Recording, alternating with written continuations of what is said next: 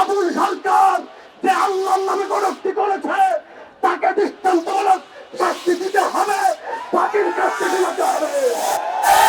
আর যারা আবুল সরকারের পক্ষ অবলম্বন করে বলছেন বাঙালি জাতি গোষ্ঠীর উপরে আঘাত আনার জন্য ধর্মান্ধ দুষ্টির রাত আমাদেরকে ধর্মান্ধ গোষ্ঠী করে কটূক্তি করেছেন, তাদেরকে বলতে চাই বাঙালি জাতির আগে মুসলিম জাতিসত্তা, মুসলিম জাতিসত্তা মানবেন না, বাংলাদেশে রাজনীতি করতে দেওয়া হবে না।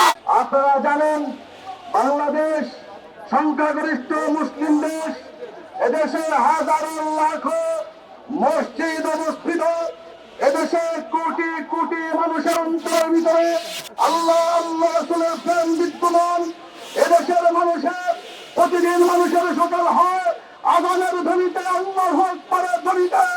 এদেশের মানুষ ঘুরে যাবে আল্লাহু আকবারের ধ্বনিতে। এদেশে যদি আল্লাহর নামে কোনো কটূক্তি হয় তাকে বাংলাদেশে জীবিত রাখা যাবে না।